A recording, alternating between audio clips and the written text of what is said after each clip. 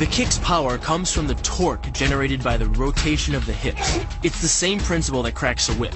Turning the hips just a few degrees forces the foot to travel a much greater distance and creates a lot of speed as it does. The longer the leg and quicker the rotation, the faster the kick. And unlike karate, Muay Thai fighters are also taught to strike with the hard bone of the shin. A Muay Thai kick can generate roughly the same force as a baseball bat, enough to crack a rib. It works like a point of a knife. All the force is magnified by being concentrated in a small, hard area. Even if the elbow doesn't deliver a knockout, it will almost always leave a nasty cut, and often getting in close neutralizes the opponent's weapon advantage. Then, in the clinch, we bring the power of the knee to bear. Unlike the kick, which relies on rotation to create power, the knee gets its power from leverage. Pulling our opponent down as we drive the knee up can deliver up to 2.5 tons of force, enough to lift a car. It's not the arms, but the legs that drive this. Like a piston, the explosive power of the legs is capable of generating hundreds of pounds of force, all to a very vulnerable area, the soft underside of the opponent's jaw. Like the Hanuman move, the flying knee relies on the explosive power of the legs. But rather than spread the power of our blow over two fists, it concentrates it into the spear point of the knee and combines it with the force of gravity. It's the equivalent of hitting our opponent in the chest with a sledgehammer. Works on a concept called the couple. Basically, it's two levers linked at a single fulcrum, the elbow lock. And it doubles the foot-pounds of torque you can generate when compared to a single-arm lock. There's more than enough force to flip an opponent to the mat or dislocate his elbow. Using the twisting motion of the torso to drive the strike, the business end of the hardwood fighting stick can quickly accelerate to more than 25 miles per hour. On contact with the skull, the energy is enough to cause a depressed fracture. It's the same injury-producing force as being hit in the temple by a hammer. Mali relies on something called a flexion moment imparted to the neck to do damage. An average man's neck can withstand about a 140 foot-pound flexion moment. Beyond that, soft tissue and even vertebrae can be crushed. By bringing your weight down fast, this move could easily deliver twice that amount of force. And it wouldn't just end a fight. It could leave your opponent paralyzed or dead. Close, the opponent's neck is exposed. But because of the close range, the hand doesn't generate a huge amount of force. It's enough to stun, but probably not enough to cause severe injury. But replace the hand with a weapon, a stick or a knife, as you would in combat, and this could become a kill shot. The kick's power comes from the snap of the knee. The snap is created when the quadricep, the largest muscle in the body, contracts and pulls the tendon connecting to the foot over the knee. Using the knee as a pulley, the strength of the quad is enough to accelerate your foot to speeds close to 30 miles per hour.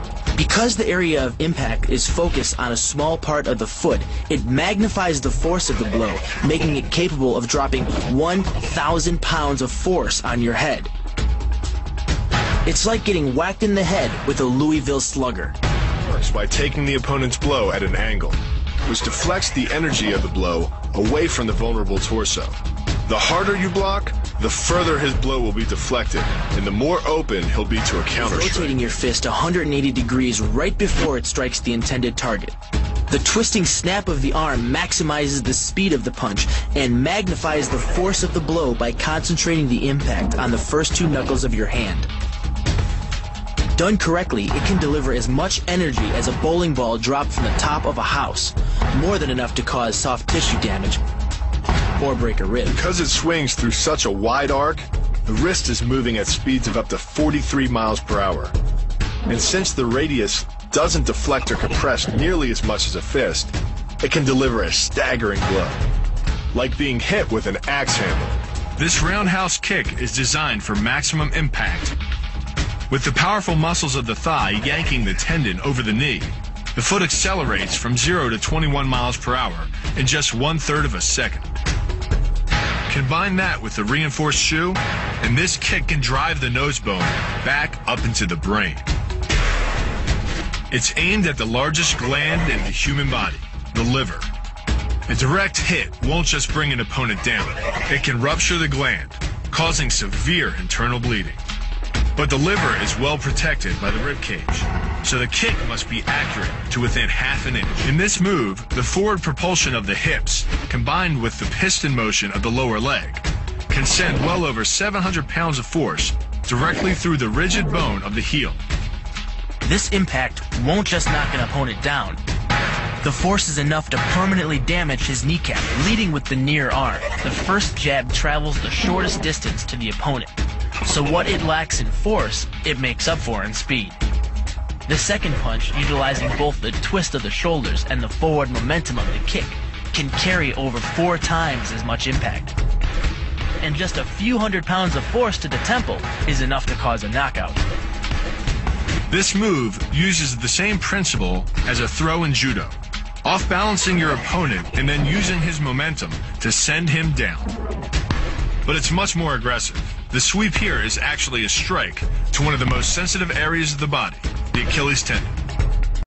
The Achilles tendon.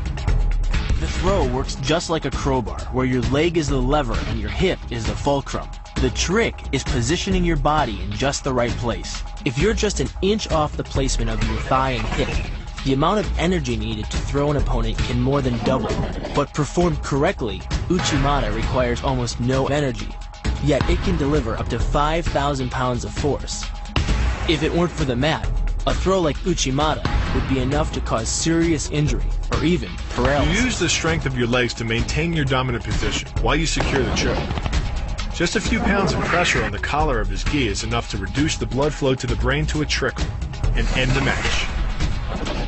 Hold this move for 10 seconds and the fighter will black out. Hold it just a bit longer and he's dead. By bending the elbow across the fulcrum of your hips, you're subjecting the weak joint to the leverage of 2 strong forces: the pull of your thighs on his shoulder and your hands on his wrists. As little as 1,000 pounds of force can be enough to destroy the elbow. The leverage of the armbar can supply much more than that. The sacrifice throw is a simple lesson in conservation of energy. The stronger the opponent attacks, the further he gets thrown. It works like a catapult, where your opponent's momentum supplies the counterweight. The faster he's going, the further he's going to fly, and the harder he's going to land. That land with the side, ball, or top of the foot. The gastrizin uses the heel to deliver the blow. This alignment of the heel, ankle, lower leg complex channels some 2,000 pounds of force into the opponent. More than enough to break a baseball bat.